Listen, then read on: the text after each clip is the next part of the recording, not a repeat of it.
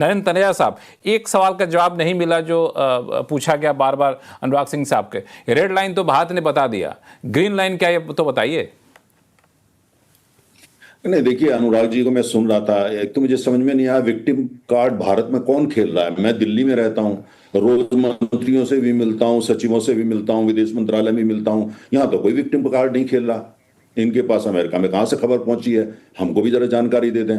Canada को भी परेशान है, यूरोपियन यूनियन भी परेशान है, ब्रिटेन भी परेशान है, जापान भी परेशान है, ऑस्ट्रेलिया भी परेशान है, ताइवान तक परेशान है।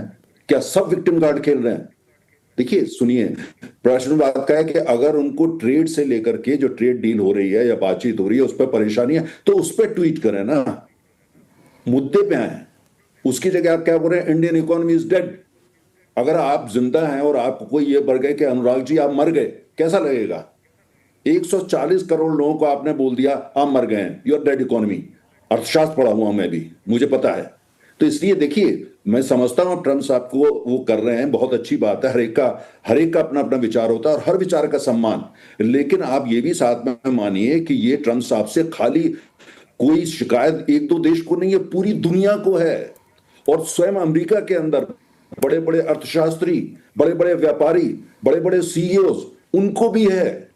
तो ये हमको देखना पड़ेगा। तो स्वीपिंग वो देना कि नहीं साहब, वो विक्टिम कार्ड वो ट्रम्प साहब जो कर रहे हैं वो तो बिल्कुल 24 कैरेट गोल्ड की बात करते, ऐसा नहीं है। अगर भारत से उनको कुछ है तो बताएं क्या मुद्दा है। मुद्दे की तो बात नहीं कर रहे। रशियन ऑयल सैंक्शन नहीं है अमेरिका, पहले उसको सैंक्शन कर दें, फिर भारत को बोले कि भैया आप क्यों लेते हैं। तो क्यों नहीं सैंक्शन करते? उनको पता है अगर उन्होंने रशियन ऑयल सैंक्शन कर दिया तो तेल की कीमत $200 पहुंच जाएगी। और सबसे बड़ा तेल का उपभोक्ता कौन है? अमेरिका है। सबसे ज्यादा सेकंड सबसे बड़ा इंपोर्टर कौन है? अमेरिका है।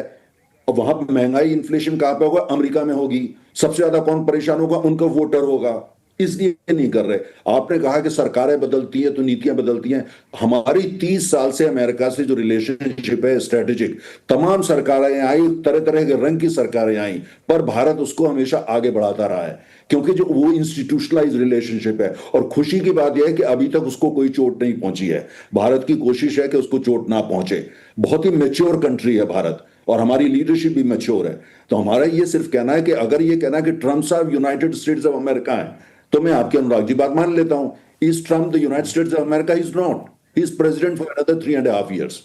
प्रेसिडेंट इस बात का क्या इंस्टीट्यूशन वहां पे नहीं है? हमारी रिलेशनशिप क्या इंस्टीट्यूशनलाइज नहीं है? हमारी कंपनियों की रिलेशनशिप क्या इंस्टीट्यूशनलाइज नहीं है? तो प्रश्न ये होता है, मेरा सिर्फ ये कहना है कि ये विक्टिम कार्ड यहां तो कोई खेल नहीं रहा। दिल्ली में अगर कोई आपको दिख रहा है विक्टिम कार्ड खोलना, तो कृपया करके उनका नंबर या एड्रेस मुझे भी दे दीजिए। दूसरी बात, आपने जिसकी बात करी, प्रश्न ये है कि भारत जब बातचीत हो रही है, डेलीगेशन यहां पे आ रहा है, आपने कल भी ट्वीट कर दिया, आज आपने फिर ट्वीट कर दिया।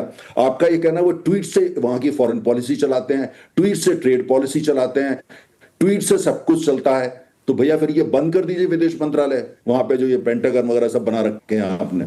हमें भी समझ है। हमारा ये कहना है कि हम विकासशील अर्थव्यवस्था, आप विकसित हैं।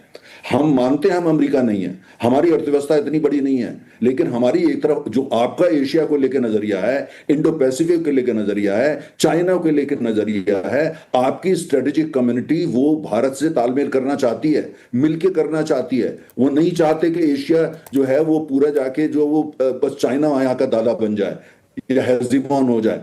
तमाम ठीक है, ऐसा करते बातें बारीकियां हैं। हाँ तो बारीक हाँ अगर तनेजा ट्रेड की, सुनिए एक मिनट सुनिए, आपने मुझे बहुत देर बाद, एक आप मेरे पास बहुत देर से आए हैं, तो कृपया मुझे एक नहीं नहीं, मिनट चलिए आप आधा बोलिए। हाँ सेकंड हाँ तो बोलने दीजिए। हाँ, नहीं नहीं, नहीं नहीं, आप बोलिए बहुत बोलिए। देर में आए, मुझे भी समय दीजिए, हाँ मुझे भी हाँ, जीरो बोलिए। पॉलिटिक्स आती है। ठीक, तो आपने मौका दिया। तो मेरा सिर्फ ये कहना है कि जो हम्म, जो भी चीजें हैं, हमारा ये नजरिया है, उनका वो नजरिया है। हमारे डेलीगेट्स हैं, डिप्लोमेट्स हैं, वो बात करें ट्वीट से। ट्वीट का जवाब ट्वीट हो ये नहीं होगा। हमने बहुत ही मेच्योर वक्तव्य रात को सरकार ने दिया, बहुत समय के बाद, और वो भी तथ्यों के साथ दिया। तो उसको लेके इतना प्रोवोकेशन दिखाने की जरूरत नहीं। मेच्योर कंट्री अमेरिका है, मेच्योर भारत है। Let diplomats handle these thing. ये ट्वीट वगैरह जो ट्वीट वॉर चल रही है, इससे थोड़ा सा जो है माहौल जो है वो नेगेटिव होता है। अनुराग सिंह साहब कुछ जवाब देना चाहते तनेजा जी को?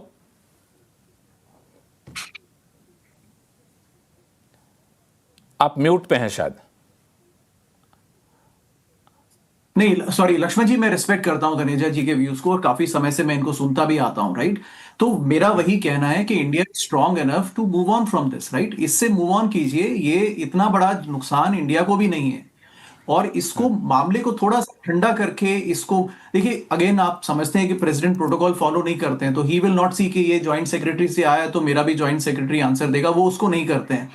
तो उन चीजों से बचें और आगे बढ़ें कॉन्फिडेंटली, नोइंग दैट ये चॉइस है इंडिया की। आप एक बार कॉन्फिडेंट चॉइस ले लेता है एक कंट्री तो उसको फिर आगे बढ़ जाता है। देखिए एक एक लक्ष्मण जी, जो कहावत है ना कि history is written by victors, right, कि जो जीतता है वो इतिहास लिखता है। डिप्लोमेसी भी कुछ हद तक ना एक लेवरेज का खेल है। चाइना के पास में अब ऐसा क्यों होता है कि अगर कोई भी सप्लाई चेन में अगर डीप में जाके देखते हैं तो पता लगता है कि रेयर अर्थ का 60-70% रिफाइनिंग चाइना के पास है।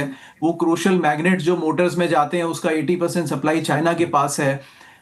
अगर एक देश ने वो विजनरी दिमाग लगा के कैपेसिटी अपने आप बनाई है तो वो उसका फायदा लेगा। चाइना के पास एक लेवरेज जो है वो आज आज इंडिया के पास नहीं है। कोई बात नहीं, कभी फ्यूचर में आ जाएगी, उसके बारे उस रास्ते पे बढ़े, प्लान करें।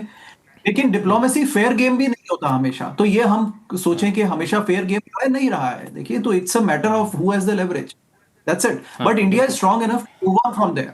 मैं उसको चाहता हूं कि हम भी मूव ऑन करें, आगे निकलें। हाँ बिल्कुल बिल्कुल। अब दरअसल दो सवाल है, एक तो कि जो ट्रेड डील के चक्कर में जिस तरीके से ट्रंप का व्यवहार रहा है, क्या वो भारत अमेरिका के रिश्ते पर असर डालेगा?